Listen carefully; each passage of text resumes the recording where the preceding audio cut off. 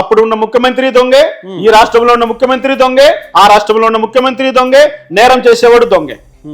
ఇంతమంది దొంగలు ఈ గేమ్ ఆడుతుంటారు కదా, ఒకటే గాని వాళ్ళేమి ప్రజల కోసము వాళ్ళేమి సెట్లు చింపేసుకోలేరు. పాత్ర మారుతాదంతే.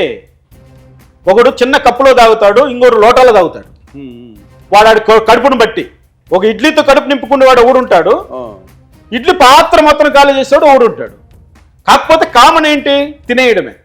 కాబట్టి ఇక్కడ ఒకరిని ఒకరు వాళ్ళు సమర్థించుకుంటున్నారు, ఒకరినొకరు కాపాడుకుంటున్నారు, ఒకరినొకరిని ప్రోత్సహించుకుంటున్నారంటే అది ఎంత ఒక బెల్ట్. నేను అందుకే సమాజము 2 రకాలుగా విభజించబడింది.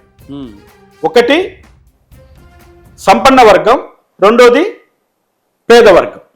ఈ సంపన్న వర్గానికి పేద వర్గానికి జరిగే ఘర్షణే సామ్యవాదం. అదే సిద్ధాంతాన్ని ఈరోజు భారతదేశ ప్రభుత్వము అమలు చేస్తుందా, తొక్కిపెట్టిందా?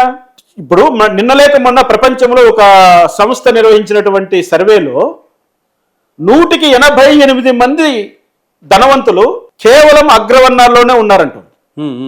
12% మంది మిగిలిన ఎస్సీ, ఎస్టీ, బీసీ మైనారిటీలో ఉంటుంది అంటున్నారు. అంటే వాళ్ళు ఉన్న జనాభా అంతా కలిపి 16% లేదు.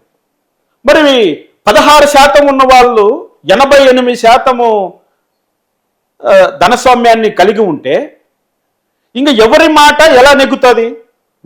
కోర్టు ఇంతకు ముందు కోర్టు చేతిలో ఒక త్రాసు ఉండేది. అవును. దాని అర్థం ఏంటి అంటే మేము సమన్యాయం చేస్తాం. సమన్యాయము కనపడుతుందా? నిన్న తీర్పు ఇచ్చి ఈరోజు రిటైర్డ్ అయిన జడ్జి ఎంపీకి వెళ్తున్నాడు, గవర్నర్లు అయిపోతున్నారు.